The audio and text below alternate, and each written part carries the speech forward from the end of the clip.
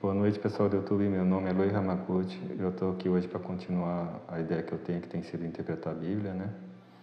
Então, em Gênesis 38, 39 e 40 hoje. Em Gênesis 38, o Judá, ele saiu para a terra de um adulão, né, chamado Ira, e lá ele conheceu a filha de um cananeu que se chamava Sua.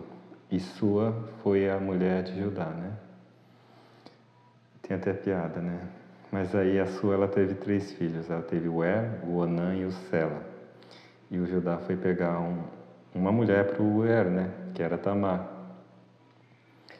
Então, antes do Er ter um filho com a Tamar, né? Infelizmente, né? O Er faleceu. Aí o Judá falou assim, não tem problema, eu vou dar então o Onã, né? Que é o segundo, né? Que era a tradição mesmo, né? Que quando o primeiro morria, o segundo assumia a mulher dele, né? Então, o Onan ele ficava com a Tamar, só que quando ele fazia relação com ela, né, ele não gozava dentro, ele gozava fora, né, para não fazer filho nela, porque ia ser do Er. Isso é o que a Bíblia diz, né? E aí a Bíblia fala que o Onan morreu também, né? E aí depois, né, era para ser o Sela, né, pela sequência, né? Só que o Sela era muito novinho, aí o Judá pediu para Tamar esperar um pouco. Aí nessa de esperar, o tempo foi passando, né? Aí um dia a filha mais nova, né, da Sua, né, morreu, né? E aí o Judá ficou triste que a filha dele morreu. Aí ele desceu para Tina, né, onde estava o Ira, né?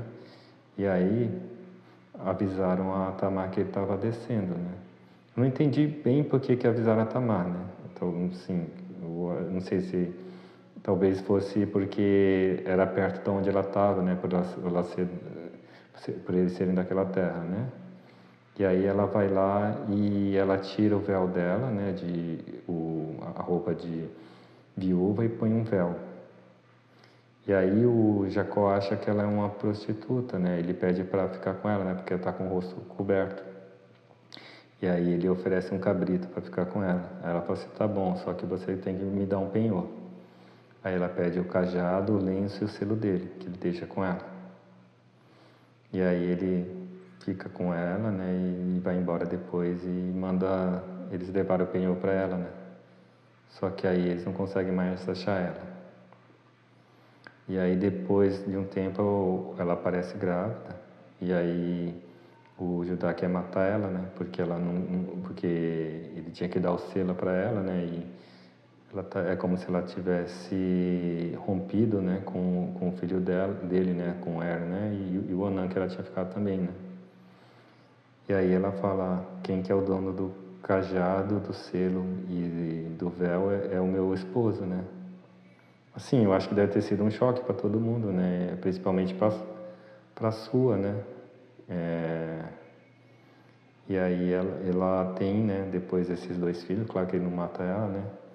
Aí ela tem gêmeos, né? O primeiro chega, quando ele vai ter, né? Eles brigam, né? No nascimento. O primeiro põe a mão para fora e eles amarram um fio roxo, né? Só que aí depois ele volta e quem sai é o outro, né? É o Pérez que sai. E aí o Pérez é esperto, conseguiu puxar o Zera para dentro, né? O segundo é o Zera, e ele que foi primeiro, né?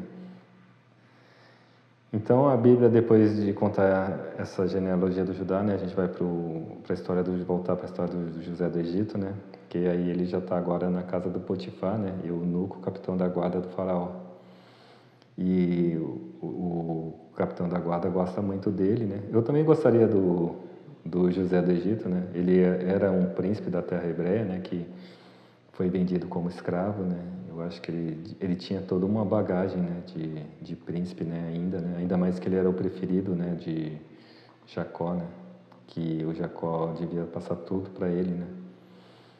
Então ele começa a tomar tudo que é da casa do Potifar, ele faz as coisas crescerem, né? E aí a mulher do Potifar se encanta com ele e quer dar para ele, né? Quer ficar com ele. E aí ela pede para ficar com ele, só que ele nega, né? Começa a ignorar ela, né? Acho que aí que ela quer dar mais ainda, né? É que ela fica com vontade de ficar com ele, né? Até que ela manda todos os servos embora, né? E aí quando ela vai lá ficar com ele, aí ele sai correndo e aí deixa a roupa dele, né? Que ela tinha agarrado, né? Aí ela sai gritando e falando que o servo hebreu estava querendo ficar com ela, né? E aí o Potifar, ele vai na dela, né? Porque ele manda prender o José, né? Mas alguns dizem, né, que não é bem assim, né? Porque naquela época eles matavam e como o José sobreviveu nessa história, porque de certa forma o pessoal viu que era ela que estava errada, né? O que eu achei estranho da história, né, é dele ser eunuco, né? E para mim, eunuco, ele não tinha pênis, né? Era cortado, né? Por conta das mulheres do faraó, né? Mas agora eu não sei se mesmo assim eles podiam ter mulher, né? De repente, né? Ou eles podiam fazer outras coisas, né? Ou não sei se, porque não sei se só cortava o pênis ou era o saco, né? Porque se for só o pênis, às vezes, né, conseguem fazer filho, né? Não sei. Bom, mas a história é que o José foi preso de novo, né? Ele já tinha sido escravo, agora foi preso. E aí chegando na prisão lá, né, o carcereiro gosta dele, do príncipe novamente, né? E ele começa a tomar conta das coisas lá e o carcereiro começa, eu acho que pedir as coisas e ele começa a ser essa ponte, né? Para ele, né? E aí aparece lá um copeiro e um padeiro, né? Eu acredito que os dois tinham brigado, por isso que eles foram lá na mesma época, né? Devia ser uma intriga, né? E geralmente um tá certo, outro tá errado, né? Quando tem essas brigas, né? Eu não sei o que eles queriam aprontar para cima do faraó, né? E aí o copeiro conta o sonho dele, né? Quer dizer, na verdade os dois estão tristes que eles não conseguem interpretar, ninguém naquela cadeia interpreta, até que o José fala que as interpretações não são de Deus, contem para mim, né? Que as interpretações são do meu Deus. E aí ele interpreta o sonho do copeiro, que são 3 brotos, né, de uva que estavam nascendo lá, e aí a uva cresce, ele espreme e faz o vinho lá para o faraó, e o faraó bebe na taça dele, né? E aí o José fala que são 3 dias, o cessamento, né? Em 3 dias ele seria libertado, né? Iria estar nas funções dele junto ao faraó. Desculpa, pessoal. E aí, então, o padeiro também pede para interpretar o sonho dele, né? E aí o sonho dele é ele com 3 cestos de pão em cima da cabeça e as aves começam a comer aquele pão, né? Os corvos, né? E o José do Egito, ele interpreta para ele, né? Que os 3 cestos são 3 dias, né? Só que o pão é a carne dele.